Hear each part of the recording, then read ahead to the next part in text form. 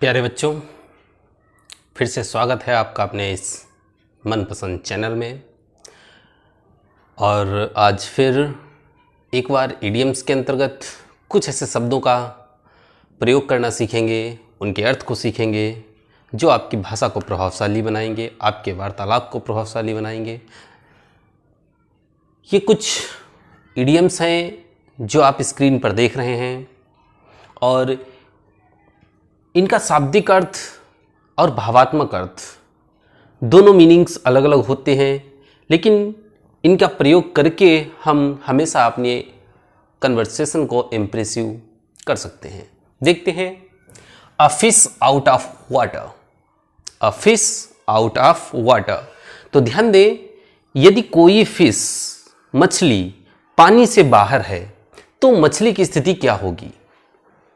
सबको अंदाजा हो जाएगा कि यदि कोई मछली पानी से बाहर है तो वो बहुत ही दयनीय स्थिति में होगी, बहुत ही दयनीय स्थिति में होगी, इन अ मिजरेबल कंडीशन में होगी। तो इस तरीके से a fish out of water, इसका अर्थ एक दयनीय स्थिति, दयनीय स्थिति। तो इसके हम प्रयोग को देख लेते हैं। जैसे Mohan is like a fish. Mohan is like a fish out of water. Out of water कब? आजकल, नाउडेज। आजकल जो मोहन है वो एक वाटर से बाहर एक मछली की तरह है। कहने का मतलब बहुत ही दयनीय स्थिति में है। तो इस तरीके से हम उम्मीद करते हैं बहुत ही अच्छे समझ में आया होगा। अब अगला वर्ड देखते हैं, all Greek and Latin. All Greek and Latin का मतलब होता है समझ से बाहर, समझ से परे, जिसको हम आसानी से समझ नहीं सकते। बियॉन्ड अंडरस्टैंडिंग, समझ से परे। कोई भी ऐसी चीजें जो हमारी समझ से बाहर है, हम उसके लिए ये इडियम का प्रयोग कर सकते हैं, ऑल ग्रीक एंड लैटिन। जैसे हम कह सकते हैं, अगर हमें उर्दू पढ़ना नहीं आती है तो हम कह सकते हैं Urdu is all Greek and Latin to me. अगर हमें पंजाबी पढ़ना नहीं आती है, हम पंजाबी नहीं समझ पाते हैं, तो हम पंजाबी को कह सकते हैं। अगर हमें इंग्लिश नहीं पढ़ना आती है तो हम कह सकते हैं English is all Greek and Latin to me. तो इस तरीके से हम इसको एक एग्जाम्पल के रूप में यहां पर डाल सकते हैं, Urdu is all Greek and Latin. All Greek and Latin to me, मेरे लिए, मेरे समझ में बहुत ही बाहर है, मेरी समझ से बहुत ही बाहर है। तो इस तरीके से हम इन शब्दों को देखते हैं, उनके अर्थों को समझते हैं और अपने प्रयोग में जारी रखते हैं। यदि हम प्रयोग में जारी रखेंगे तो हम कोई भी याद की हुई चीज़ कभी नहीं भूलेंगे। तो हमें ध्यान यही रखना होता है कि हम जो चीज़ें मैंने याद की हैं उनका हम प्रयोग कहाँ तक कर रहे हैं। अगर हम उनका प्रयोग कंटिन्यू कर रहे हैं तो वो चीज़ हमारे लिए बेहतर हो सकती है। तो देखते हैं अगला पॉइंट, अ लायंस शेयर। अ लायंस शेयर, अधिक भाग, मतलब किसी शेर का हिस्सा। शेर का हिस्सा यानी कि जब भी शेर अगर कोई शिकार करता है तो उसे थोड़ा बहुत नहीं चाहिए, अधिक हिस्सा चाहिए। यानी कि एक बड़ा भाग उसको चाहिए। तो इस तरीके से अलायंस शेयर, अधिक भाग, एक्स्ट्रा भाग। जैसे हम एग्जाम्पल में दे सकते हैं, आई गॉट, मैंने पाया। क्या पाया? अलायंस शेयर, अधिक भाग पाया। अलायंस शेयर, अलायंस शेयर, मैंने एक अधिक बड़ा हिस्सा पाया, एक बड़ा भाग पाया। किसमें? In the profit. In the profit, मैंने प्रॉफिट, जो बिजनेस हम लोग कर रहे थे उसमें से एक जो भी प्रॉफिट हुआ उसका एक बड़ा हिस्सा हमारे हिस्से में आया। तो इस तरीके से अलायंस शेयर, अधिक भाग। अगला देखते हैं, टाल टाक। टाल टाक, लंबी बात। यानी कि जाहिर सी बात है, जब कोई लंबी बात कर रहा होगा तो जाहिर सी बात है उसमें बहुत सा झूठ भी मिक्स होगा। गप्प कहेंगे, क्यों यार गप्पे हाँक रहे हो, क्यों लंबी लंबी खींच रहे हो? मतलब उसकी बातों में पूरा सच नहीं छिपा होता है, अधिकांश हिस्सा उसमें झूठ का होता है। तो ऐसी बातों को हम कहते हैं गप्पे मारना। तो ए टॉल टॉक मीन्स गप। तो इस तरीके से हम कह सकते हैं आई डोंट लाइक, मैं पसंद नहीं करता हूं। क्या पसंद नहीं करता हूं? ए टॉल टॉक, मैं लंबी बातें पसंद नहीं करता हूं। I don't like a tall talk, मैं लंबी बातें पसंद नहीं करता हूं। तो इस तरीके से हम इसको देख सकते हैं। अगला है ए ब्लॉक हेड। ब्लॉक मीन्स बंद, हेड मीन्स मन, मस्तिष्क, बंद मस्तिष्क यानी कि मूर्ख व्यक्ति। जब कोई मूर्ख व्यक्ति होता है उसके लिए हम प्रयोग करते हैं ब्लॉक हेड। कह सकते हैं Mohan is a block head. Mohan एक ब्लॉक हेड है, मूर्ख है। Mohan is a block head, Mohan बिल्कुल ब्लॉक हेड है। या कह सकते हैं I can not work with him, मैं उसके साथ कार्य नहीं कर सकता। I can't work with him because he is a block head, क्योंकि एक ब्लॉक हेड है, मूर्ख व्यक्ति, इसलिए मैं उसके साथ काम नहीं कर सकता हूं। एक ब्लैक सीप, ध्यान दें, ब्लैक सीप कई बार पूछा जाता है और कई एग्जाम्स में भी पूछा जाता है और प्रयोग में भी बहुत आता है। ब्लैक सीप काली भेड़, काली भेड़। और इस इडियम का अर्थ है नीच या बदनाम व्यक्ति।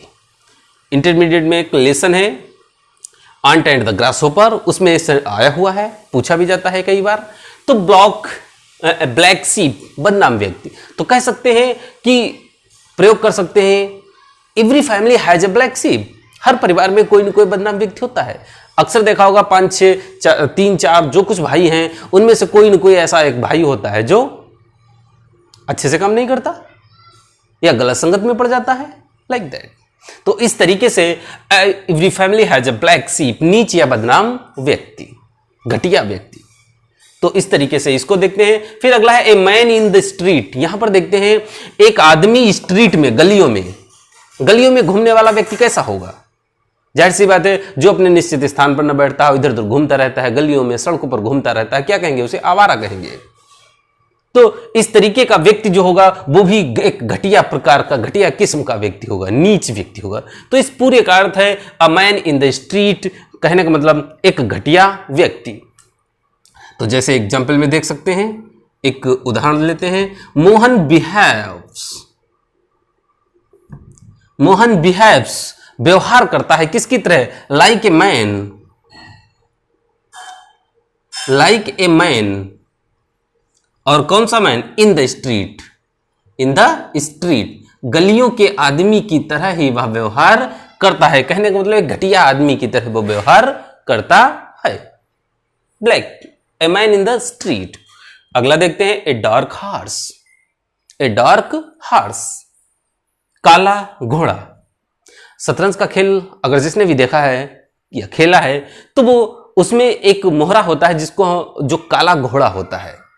काला घोड़ा, और जब भी काले खाने पर रखा होता है तो सामने वाला जो विपक्षी होता है, राइवल होता है, उसे वो दिखाई नहीं पड़ता, अक्सर नजरों से ओझल हो जाता है, क्योंकि काला कलर भी है उसका और काले खाने में रखा है, तो आसानी से उस पर नजर नहीं पड़ती। और उसकी जो छिपी हुई चालें जो होती हैं, ढाई चाल जिसे कहते हैं, उससे वो व्यक्ति जो प्रतिद्वंदी होता है, सफेद घोड़े वाला, वो मात खा जाता है। तो इस तरीके से ए डार्क हॉर्स, काला घोड़ा या छिपा हुआ रुस्तम, यानी कि जिसमें गुण हैं, छिपे हुए हैं, उसने कभी अच्छा प्रदर्शन नहीं किया, लेकिन अचानक जब कोई अच्छा प्रदर्शन कर देता है तब हम कहते हैं यार बड़े छुपे रुस्तम निकले, तुम तो बड़े छुपे रुस्तम हो, लाइक दैट। तो इस तरीके से छिपा रुस्तम। तो देख लेते हैं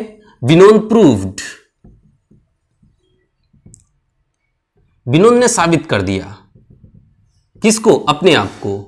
Vinod proved a dark horse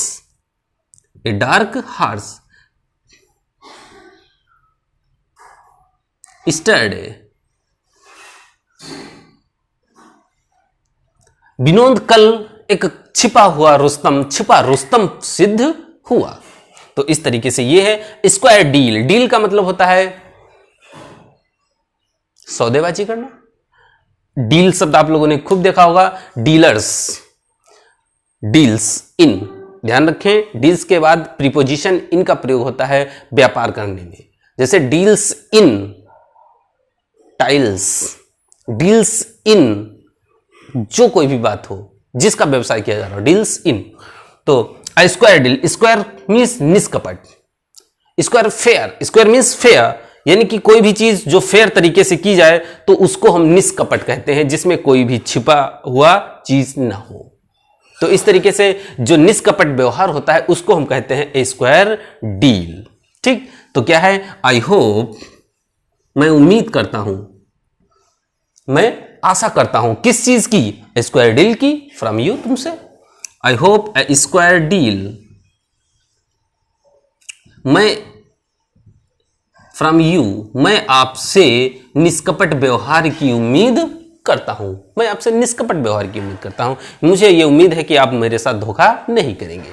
तो इस तरीके से एन ओपन सीक्रेट। अगला देखते हैं एन ओपन सीक्रेट, एक खुला हुआ रहस्य, यानी कि खुला भी है, रहस्य भी है, ओपन भी है, सीक्रेट भी है, अपोजिट वर्ड है, एंटोनिम्स हैं आपस में एक दूसरे के। तो इस तरीके से जो चीज खुली है वो रहस्य नहीं, और जो रहस्य वो खुली नहीं, लेकिन यहां पर है। अक्सर देखा होगा कि कभी कभी कोई ऐसी घटनाएं हो जाती हैं, ऐसे वारदातें हो जाते हैं, तो हम उनके बारे में जानते भी हैं किसने किया, लेकिन हम कुछ कह नहीं सकते। माना कहीं किसी का मर्डर हो गया और पूरा गांव जानता है ये मर्डर किसने किया, लेकिन वो कोई कहता नहीं है कि ये मर्डर किसने किया, जानते सब हैं। तो ऐसी स्थिति में जब सब जानते भी हैं और कहना भी कोई नहीं चाहता, तो वो क्या है, that is a open secret. वो एक ओपन सीक्रेट है, खुला हुआ रहस्य है। रहस्य इसलिए है क्योंकि पुलिस वाले नहीं जानते, वो उसकी छानबीन कर रहे हैं, लेकिन बाकी सब जानते हैं, लेकिन कहना कोई नहीं चाहता किसी कारणवश, चाहे डर के मारे, चाहे अन्य किसी कारणवश। तो इस तरीके से जब ये कोई चीज होती है तो हम उसे ओपन सीक्रेट के रूप में रखते हैं। This murder is an open secret, कह सकते हैं this murder is an open secret. फिर बात आती है टर्न कोट की, फिर बात आती है टर्न कोट की। जब टर्न कोट की बात आती है तो टर्न मीन्स बदल देना, कोट मीन्स कोट, कपड़ा जो तन पर डाले हुए हैं, यानी कि कपड़े को बदल देना। कभी हमने इस पार्टी का कोट पहन लिया, कभी उस पार्टी का कोट पहन लिया, यानी कि कभी इस पार्टी का झंडा उठा लिया, कभी उस पार्टी का झंडा उठा लिया, कभी इस पार्टी के जो निश्चित कपड़े हैं उसको पहन लिए, कभी उस पार्टी के निश्चित कपड़े पहन लिए, कभी तीसरी पार्टी के निश्चित कपड़े पहन लिए। तो ऐसे लोग क्या कहे जाएंगे, टर्न कोट कहे जाएंगे। टर्न कोट यानी कि दल बदलू, कभी इस दल में, कभी उस दल में, कभी उस दल में, जिधर उनका फायदा नजर आया उन्होंने उस दल का कोट पहन लिया, तो दल बदलू। तो इस तरीके से हम इसको कह सकते हैं दल बदलू। तो क्या है, पीपल हेट द लीडर, लोग ऐसे लीडर से हेट करते हैं who is a turncoat, जो दल बदलू होते हैं। Who is a turncoat, Vinod is a turncoat, Vinod दल बदलू है, विनोद दल बदलू है, लाइक दैट। फिर एट हैंड, एट हैंड का मतलब निकट, एट हैंड निकट, यानी कि इतनी दूरी पर जहां से हम हाथ से उसे कवर कर सकते हैं। मतलब हाथ का मतलब ये नहीं कि सिर्फ 1.5 फीट की दूरी पर, मतलब थोड़ा नजदीक, बहुत दूर नहीं जो हमारी पहुंच से बाहर हो, इतनी दूर नहीं, जो हमारी पहुंच के अंदर हो, वहां तक की बात की जा रही है। तो इस तरीके से एट हैंड मीन्स निकट, यानी कि नियर। तो कह सकते हैं जैसे my school is eight hand from my house, मेरा स्कूल मेरे घर से एट हैंड है, निकट है। उसके बाद at stone's throw, at stone's throw पत्थर के फेंकने तक, यानी कि उतनी दूरी पर जहां तक हम फेंक दे पत्थर और दूरी हमारी कवर हो जाए। तो इस तरीके से बिल्कुल निकट कहते हैं ना, कभी कभी देखा होगा कि कोई चीज बताते हैं कि देखो वहां पर है, नहीं समझ में आ रहा तो हमने उठाया पत्थर और फेंक दिया, ऐसे करके फेंका और वहां पर गिरा, कहते हैं वहां पर है। तो क्या है, बहुत निकट, वेरी निकट।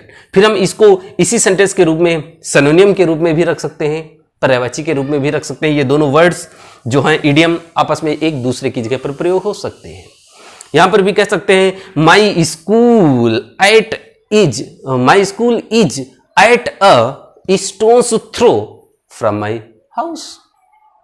तो इस तरीके से हम उम्मीद करते हैं जितने भी आपके इडियम्स ये स्क्रीन पर दिख रहे हैं इनकी हिंदी आपको अच्छे से समझ में आया होगी, अर्थ भावार्थ सब समझ में आया होगा। और इसी उम्मीद के साथ कि सभी लोग इस वीडियो को लाइक भी करेंगे और अपने अन्य मित्रों में शेयर भी करेंगे ताकि वो भी इससे लाभान्वित हों और इनको अपनी भाषा में प्रयोग करते रहें। धन्यवाद।